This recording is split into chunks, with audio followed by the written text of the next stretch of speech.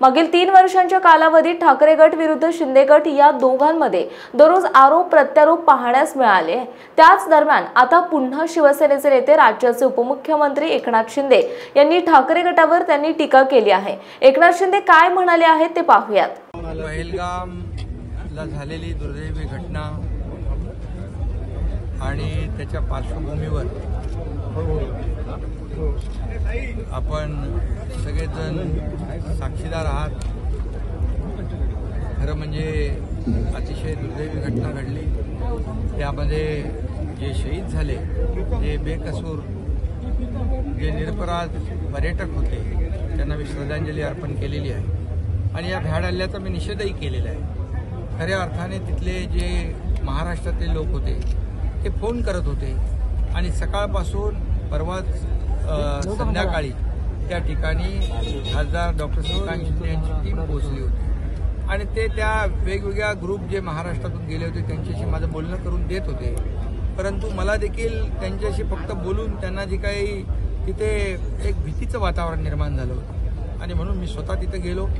आपले गिरीश महाजन मंत्री तिकडे आधी गेले होते आणि तिथं विमानांचा येण्याचा जो काही प्रॉब्लेम होता की सगळ्यांना लवकर इकडे यायचं होतं। मग आपण विशेष विमानं देखील 4 विशेष विमानं केली आणि त्या सगळ्या ग्रुपला इकडे महाराष्ट्रामध्ये आणण्याचं काम या ठिकाणी केलं आणि त्यांना देखील एक आधार वाटला की आपला माणूस तिथे पोहोचला।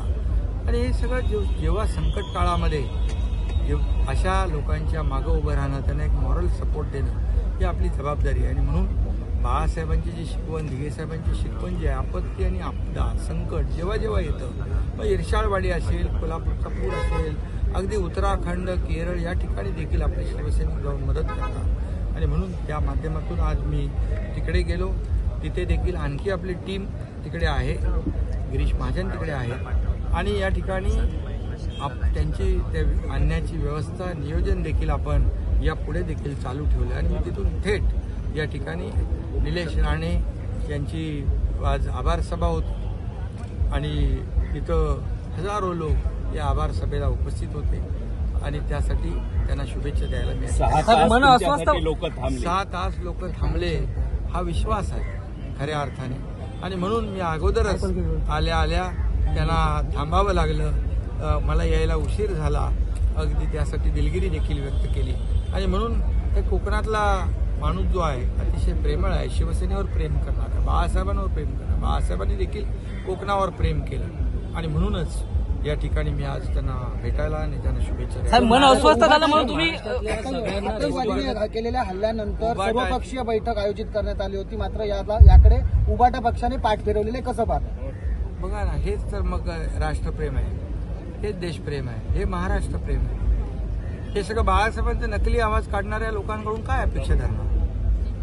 आणि म्हणून या अशा प्रकारच्या हा जो पहलगामचा हल्ला आहे हा कुठल्या व्यक्तीवर नाही, हा देशावर झालेला आहे, देशवासियांवर झालेला हल्ला आहे आणि म्हणून या पाकिस्तानला चोख उत्तर देणं, जशाच तसं उत्तर देणं, खून का बदला खून से लेणं आणि म्हणून हे सुरू केले। आदरणीय प्रधानमंत्री मोदयांनी त्यांचे जे काही सुरुवात केली त्यांच्या भाषणामधून देखील सांगितलं, कल्पना म्हणजे आपल्या विचाराच्या पलीकडे